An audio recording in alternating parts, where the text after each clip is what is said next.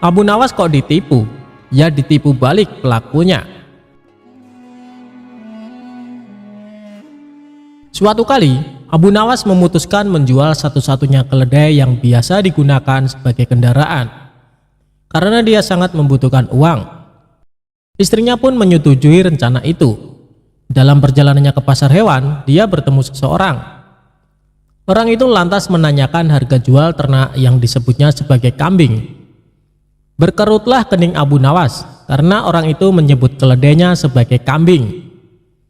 Abu Nawas menyanggah bahwa hewan yang dibawanya bukanlah kambing, tetapi keledai.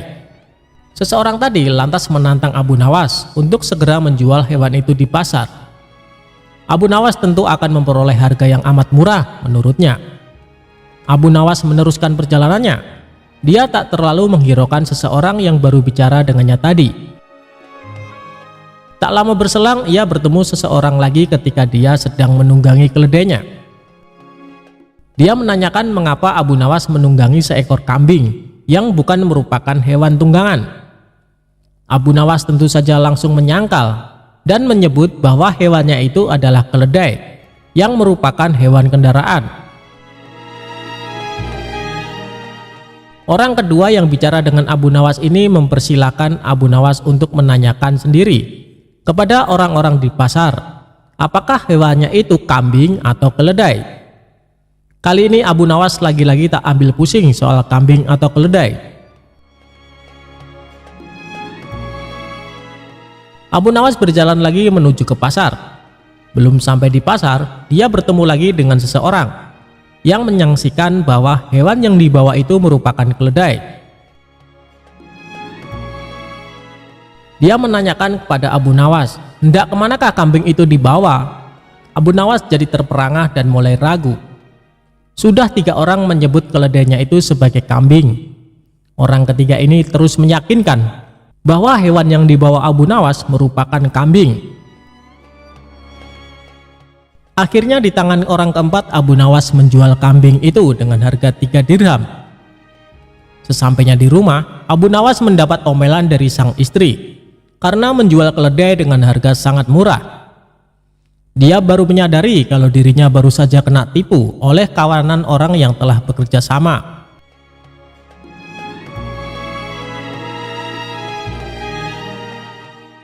Bersama rasa dongkolnya, Abu Nawas merencanakan sesuatu untuk membalas penipu itu. Dia cari kayu dari hutan dan direkayasanya seolah-olah merupakan kayu ajaib yang bisa mewujudkan apa saja yang diinginkannya.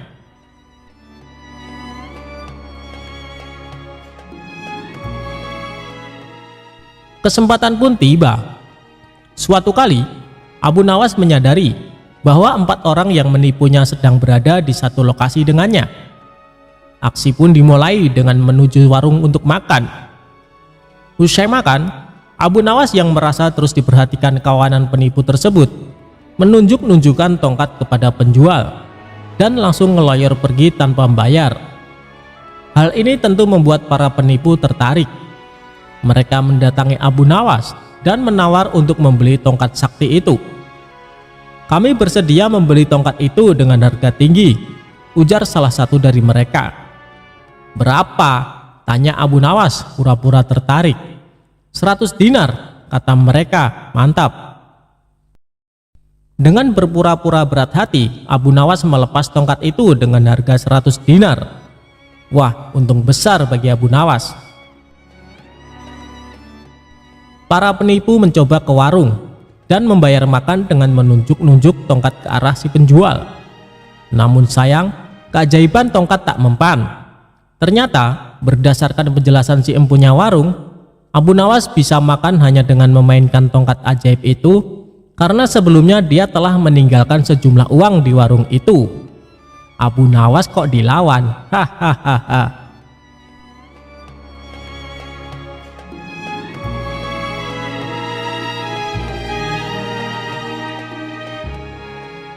Abu Nawas memenangkan lomba berburu.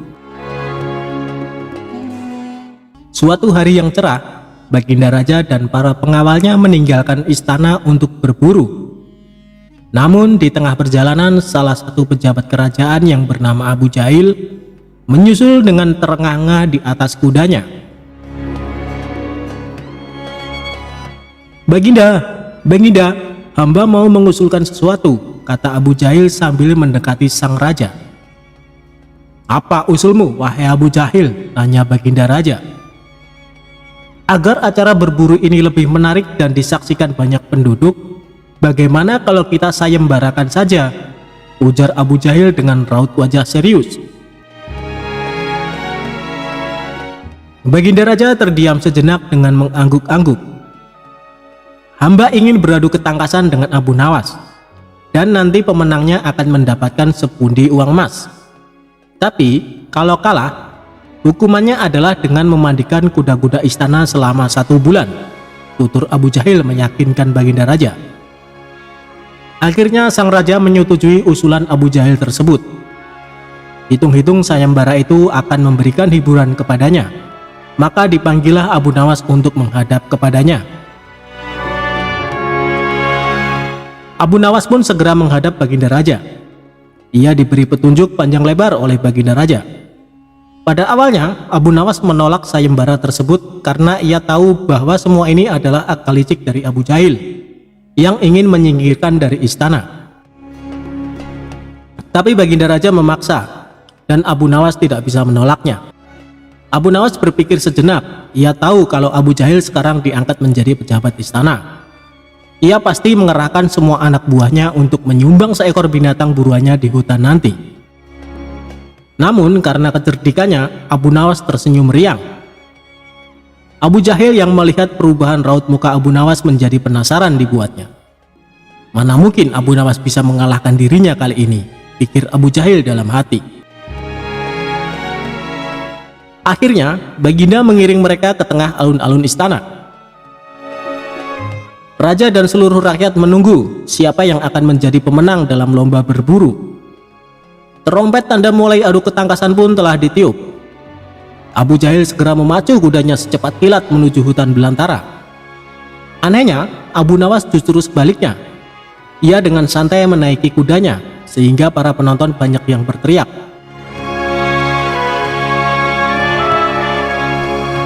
Singkat cerita, menjelang sore hari, tampaklah kuda Abu Jahil memasuki pintu gerbang istana.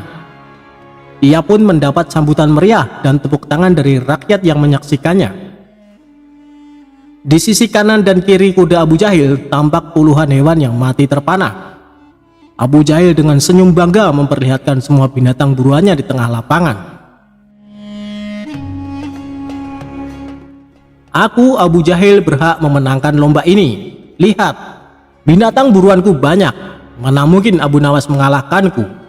Teriaknya lantang yang membuat para penonton semakin ramai bertepuk tangan.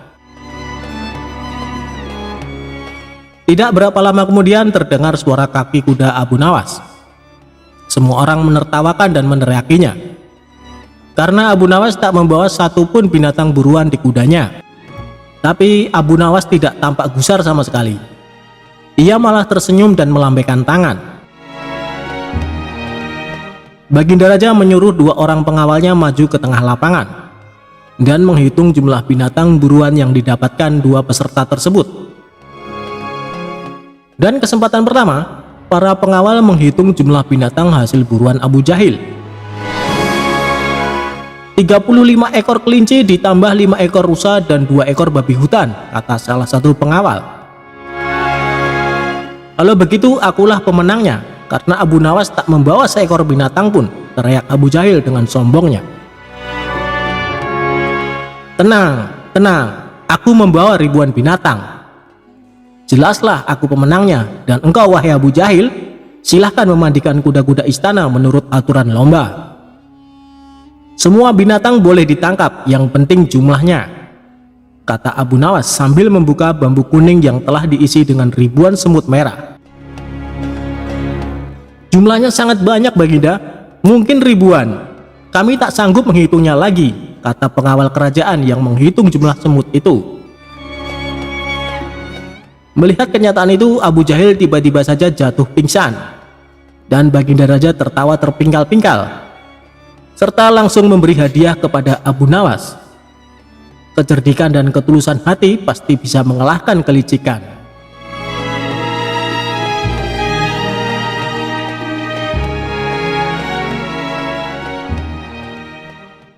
Kisah Abu Nawas punya peci ajaib, bisa melihat surga dan bidadari cantik. Berikut ceritanya. Suatu hari Abu Nawas terlihat jalan sendirian menuju masjid untuk menunaikan sholat subuh. Setibanya di masjid, ia melihat para jamaah sudah pada berkumpul, meskipun saat itu azan subuh belum berkumandang. Masing-masing dari mereka sibuk dengan ibadahnya. Ada yang berzikir, ada yang sholat sunnah, ada juga yang membaca Al-Quran sembari menunggu datangnya waktu subuh. Setelah selesai menunaikan sholat subuh dan zikir, orang-orang mulai beranjak meninggalkan masjid. Ketika sampai di halaman masjid, Abu Nawas terlihat senyum-senyum sendiri sambil memandangi topinya. Tentu saja tingkah ini membuat para jamaah penasaran. "Hei Abu Nawas, memangnya apa yang kamu lihat di dalam topimu? Sampai-sampai terlihat sangat bahagia," tanya salah satu jamaah.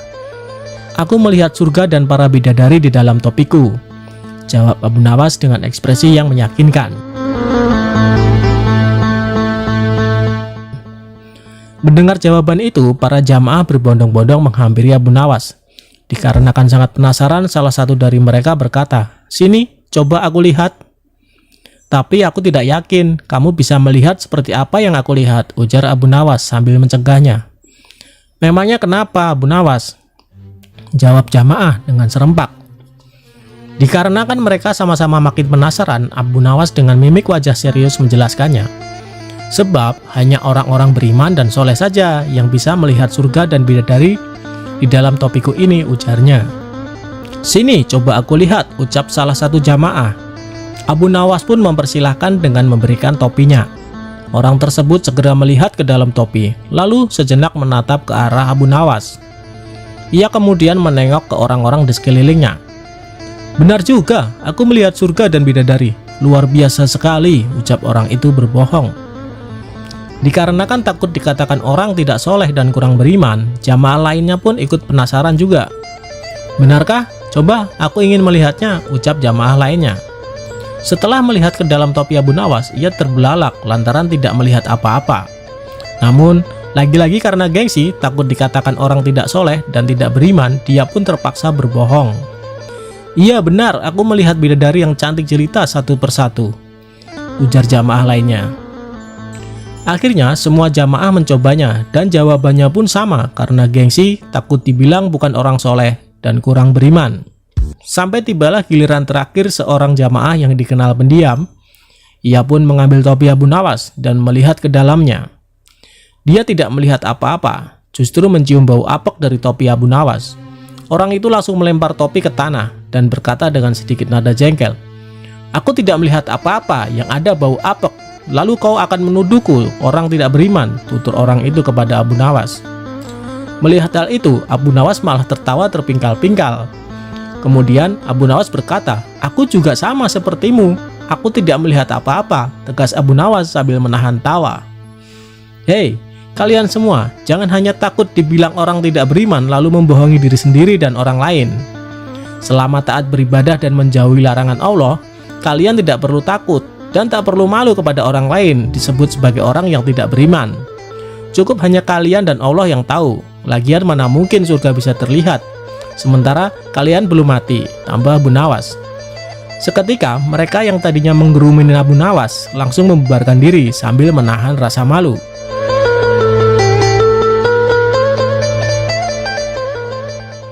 Kisah Abu Nawas menjual rajanya untuk dijadikan budak. Suatu hari Abu Nawas sangat kebingungan, bahkan ia hampir putus asa.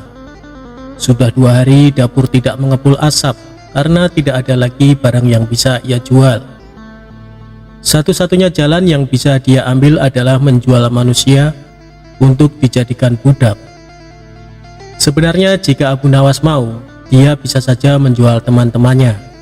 Namun ia tidak tega karena teman-temannya bukan orang kaya, melainkan orang miskin seperti dirinya. Jalan satu-satunya yang bisa dilakukan Abu Nawas adalah menjual manusia. Akhirnya Abu Nawas memutuskan sesuatu yang tidak biasa. Ia akan tetap menjual manusia untuk dijadikan budak oleh si pembelinya. Bukan menjual temannya, melainkan rajanya Harun al-Rasyid. Menurut Abu Nawas, hanya Baginda Raja yang pantas untuk dijual. Bukankah selama ini Baginda Raja selalu mempermainkan dirinya dan menyengsarakan pikirannya? Maka sudah sepantasnya bagi Abu Nawas untuk menyusahkan Baginda Raja.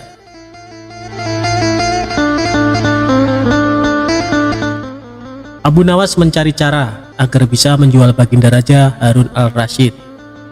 Ia pun mendapat ide dan menjumpai sang raja. Ada sesuatu yang amat menarik yang akan hamba sampaikan hanya kepada Paduka yang mulia, ucap Abu Nawas. Apa itu wahai Abu Nawas? Tanya Baginda langsung tertarik. Sesuatu yang hamba yakin belum pernah terlintas di dalam benak Paduka yang mulia, kata Abu Nawas meyakinkan. Kalau begitu cepatlah ajak aku ke sana untuk menyaksikannya, kata Baginda Raja tanpa curiga sedikit pun. Tetapi Baginda, kata Abu Nawas sengaja tidak melanjutkan kalimatnya. Tetapi apa? Tanya Baginda tidak sabar. Bila Baginda tidak menyamar sebagai rakyat biasa, maka pasti nanti orang-orang akan banyak yang ikut menyaksikan benda ajaib itu, kata Abu Nawas. Karena memiliki keinginan besar dan rasa penasaran yang begitu besar, Baginda Raja bersedia menyamar jadi rakyat biasa. Melihat penyamaran sang raja berhasil, Abu Nawas dan Baginda Raja berangkat menuju ke sebuah hutan. Setibanya di sana, Abu Nawas mengajak Baginda Raja mendekati sebuah pohon besar dan rindang. Ia pun meminta sang raja untuk menunggu. Sementara itu, ia pergi menjumpai seorang badui yang pekerjaannya menjual budak. Abu Nawas mengajak pedagang budak itu untuk melihat calon budak yang akan dijual kepadanya agak jauh. Abu Nawas enggan menjumpai sang raja dan merasa tidak tega. Sementara itu, Abu Nawas beralasan calon budak yang akan dijualnya adalah teman dekatnya sendiri. Setelah pedagang budak itu memperhatikan dari kejauhan, ia merasa cocok. Abu Nawas pun membuatkan surat kuasa yang menyatakan bahwa pedagang budak sekarang mempunyai hak penuh atas diri orang yang sedang duduk di bawah pohon rindang itu. Abu Nawas pergi begitu menerima beberapa keping uang emas dari pedagang budak. Baginda Raja masih menunggu Abu Nawas di bawah pohon rindang tersebut sampai tibalah pedagang budak menghampiri dirinya. Baginda Raja merasa heran mengapa Abu Nawas tidak juga muncul dan mengapa ada orang lain selain dirinya dan Abu Nawas. Siapa engkau? Tanya Baginda Raja kepada pedagang budak. Aku adalah tuanmu sekarang, kata pedagang budak itu agak kasar.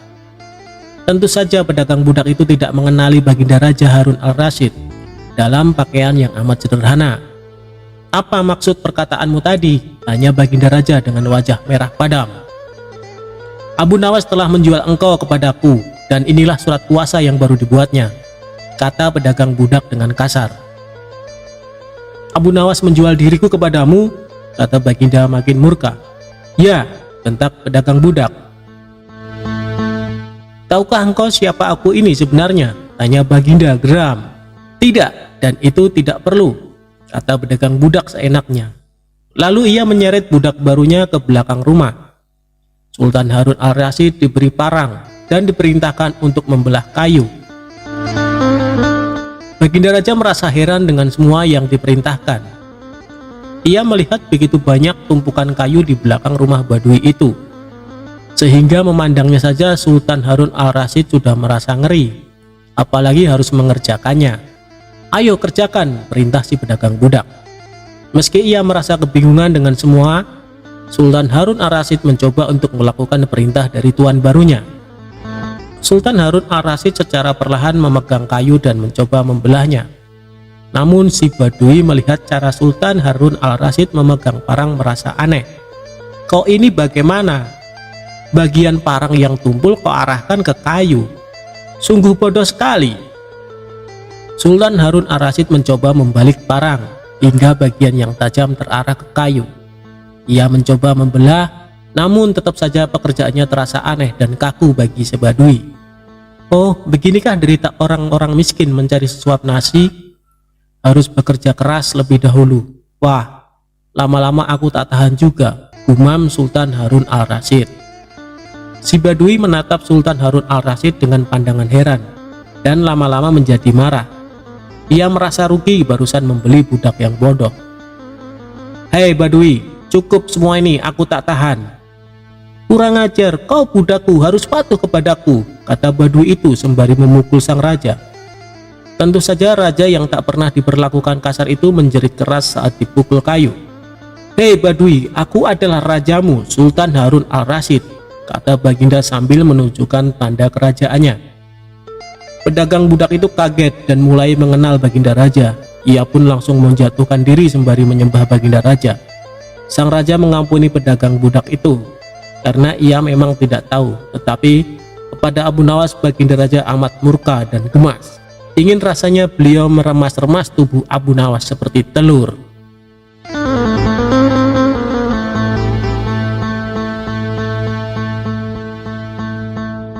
Kisah Abu Nawas dikabarkan mati.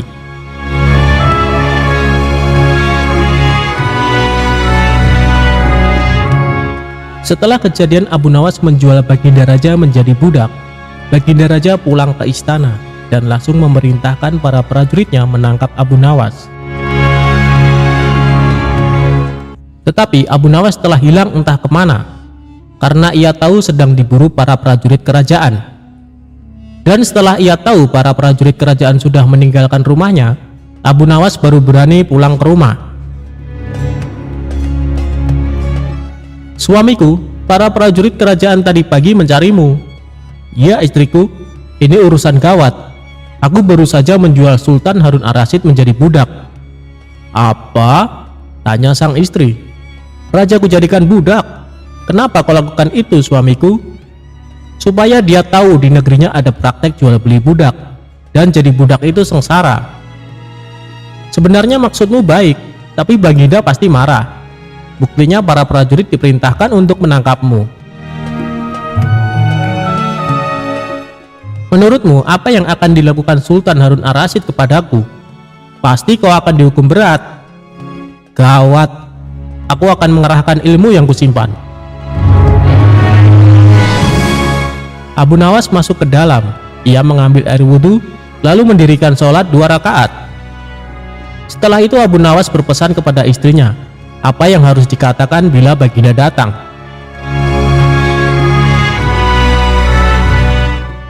Tidak berapa lama kemudian tetangga Abu Nawas geger karena istri Abu Nawas menjerit-jerit. Ada apa ini? Tanya tetangga Abu Nawas sambil tergopoh-gopoh. Suamiku mati. Hah? Abu Nawas mati? Iya. Kini kabar kematian Abu Nawas tersebar ke seluruh pelosok negeri. Baginda yang mendengar kabar tersebut pun terkejut. Kemarahan dan kegeraman beliau agak susut mengingat Abu Nawas adalah orang yang paling pintar, menyenangkan dan menghibur Baginda Raja. Baginda Raja beserta beberapa pegawai dan seorang tabib istana segera menuju rumah Abu Nawas. Tabib segera memeriksa Abu Nawas. Sesaat kemudian ia memberi laporan kepada Baginda bahwa Abu Nawas memang telah mati beberapa jam yang lalu. Setelah melihat sendiri tubuh Abu Nawas terbujur kaku tak berdaya, Baginda Raja merasa terharu dan meneteskan air mata. Beliau bertanya kepada istri Abu Nawas, "Adakah pesan terakhir Abu Nawas untukku?" "Ada Paduka yang mulia," kata istri Abu Nawas sambil menangis. "Katakanlah," kata Baginda Raja. "Suami hamba Abu Nawas memohon sudilah kiranya Baginda Raja mengampuni semua kesalahannya, dunia akhirat, di depan rakyat," kata istri Abu Nawas terbata-bata. "Baiklah kalau itu permintaan Abu Nawas," kata Baginda Raja menyanggupi. Jenazah Abu Nawas diusung di atas keranda. Kemudian Baginda Raja mengumpulkan rakyat di tanah lapang. Beliau berkata, "Wahai rakyatku, dengarkanlah bahwa hari ini aku, Sultan Harun al-Rasyid, telah memaafkan segala kesalahan Abu Nawas yang telah diperbuat terhadap diriku dari dunia hingga akhirat, dan kalianlah sebagai saksinya." Tiba-tiba dari dalam keranda yang terbungkus kain hijau terdengar suara keras, "Syukur!" Seketika pengusung jenazah ketakutan, apalagi melihat Abu Nawas bangkit berdiri seperti mayat hidup. Seketika rakyat yang berkumpul lari tunggang langgang, bertubrukan, dan banyak yang jatuh terkilir. Abu Nawas sendiri segera berjalan ke hadapan Baginda. Pakaiannya yang putih-putih bikin Baginda gemeter juga. Kau sebenarnya mayat hidup atau memang kau hidup lagi?" tanya Baginda dengan gemetar. "Hamba masih hidup, tuanku. Hamba mengucapkan terima kasih yang tak terhingga atas pengampunan tuanku." "Jadi kau masih hidup?" "Iya Baginda, segar bugar. Buktinya, ini hamba merasa lapar dan ingin segera pulang." "Kurang ajar. Ilmu apa yang kau pakai, Abu Nawas?" "Ilmu dari Maha Guru Sufi, guru hamba yang sudah meninggal dunia. Ajarkan ilmu itu kepadaku." "Tidak mungkin Baginda, hanya guru hamba yang mampu melakukannya. Hamba tidak bisa mengajarkannya sendiri." "Dasar pelit," Baginda menggerutu kecewa.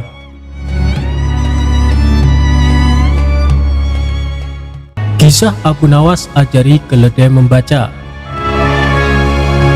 Pada suatu hari, seorang menteri tiba-tiba punya niat jelek kepada Abu Nawas. Menteri tersebut iri pada perhatian raja yang dianggap berlebihan kepada Abu Nawas. Tak ada angin dan tak ada hujan, menteri tersebut tiba-tiba memberikan seekor keledai pada Abu Nawas. "Ajari keledai itu membaca. Dalam 2 minggu datanglah kembali kemari. Kita lihat akhirnya," ujar sang menteri pada Abu Nawas. Tanpa mikir panjang dan melontarkan pertanyaan, Abu Nawas menerima keledai pemberian menteri. Padahal dalam hatinya Abu Nawas merasa cemas. Apakah dia bisa menuruti kemauan sang menteri atau tidak? Ia juga penasaran dengan maksud tujuan si menteri yang tiba-tiba memberikan keledai. "Apakah ini satu di antara tipu dayanya buat menghancurkan nama baikku?" tanya Abu Nawas dalam hati. Meski merasa cemas, Abu Nawas tetap berusaha tenang. 2 minggu kemudian, Abu Nawas kembali ke istana dan bertemu dengan menteri. Tanpa banyak bicara, sang menteri kemudian mengajak Abu Nawas menghadap Baginda Raja. "Baginda, saya akan perlihatkan siapa sesungguhnya diriku ini," kata menteri tersebut. "Hei menteri, ada apa dengan dirimu?" tanya Baginda Raja dengan suara tinggi. "Tenang Baginda, hari ini Baginda akan tahu kecerdasan akalku." Sesungguhnya mengungguli kecerdasan Abu Nawas, ucap menteri itu dengan angkuh. Mendengar pernyataan menteri tersebut, Abu Nawas merasa heran dan penasaran dengan maksud omongan sang menteri. Apa yang akan dibuat oleh menteri ini, gumam Abu Nawas dalam hati. "Baiklah, bila satu di antara kalian menang, maka ia memiliki hak memperoleh 1 kantung dinar ini. Namun untuk yang kalah akan dihukum 3 bulan di penjara," tutur Baginda Raja. Tak bisa mengelak, Abu Nawas terpaksa menyanggupi permainan yang ia anggap aneh ini. Belum selesai Abu Nawas menerka-nerka maksud permainan ini, tiba-tiba menteri itu menunjuk pada satu buku besar. "Coba tunjukkan bila keledai itu dapat membaca." "Tidakkah engkau cerdas dalam semua hal?" pinta menteri pada Abu Nawas.